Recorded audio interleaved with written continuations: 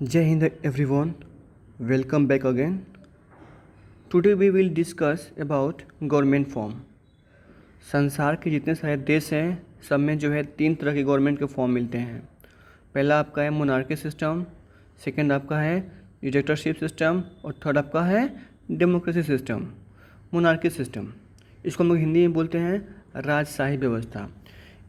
इसमें क्या होता है आपका, इसमें जो आपका शासक होते हैं वो क्या होते हैं, राजा और रानी होते हैं.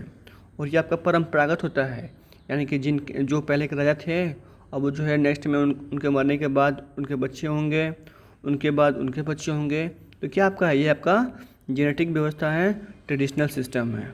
ओके, एग्जाम्पल में ले सकते हैं आपका सऊदी अरबिया को. ये क्या आपका एग्जाम्पल है मोनार्की सिस्टम का, राजशाही व्यवस्था का. क्योंकि इसमें क्या है आपका, इसमें जो पहले के लोग राजा थे उनके बच्चे हो रहे हैं, फिर उनके बच्चे होंगे, इस सबका परंपरागत रूप से चला आ रहा है.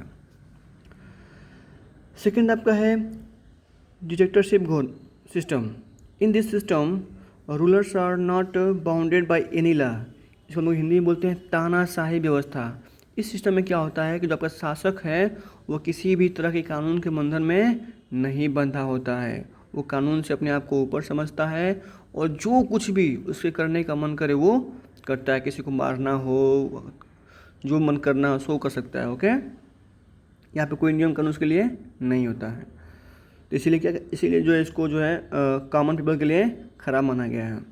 एग्जाम्पल नॉर्थ कोरिया, वहाँ पे क्या है आपका तानाशाही व्यवस्था है. आप लोगों ने कई बार पढ़ा होगा, कुछ न्यूज आपका आते रहते हैं. जैसे एक बार क्या हुआ था कि आपका जो वहाँ का प्रेसिडेंट है किम जोंग उन, वो कोई स्पीच दे रहा था. उस समय किसी व्यक्ति को, मतलब कोई अधिकारी ही था, उसको झपकी आ गया थोड़ा सा, उसको उसने तोप से उड़वा दिया था. तो क्या है, ये तानाशाही है. थर्ड आपका है डेमोक्रेसी सिस्टम, यानी कि लोकतांत्रिक व्यवस्था. In this system rulers are elected by the common people of that country. It means कि इस व्यवस्था में क्या होता है, जो शासक है उसको कॉमन लोग उस देश के चुनते हैं. जो सामान्य लोग हैं वो लोग उसको चुनते हैं. और वो क्या होता है आपका, वहाँ पे इस सिस्टम में आपका सभी के लिए एक समान कानून होते हैं, चाहे वो कॉमन पीपल हो चाहे वो रूलर हो. No one is above the law. कोई व्यक्ति क्या है कानून से ऊपर नहीं है.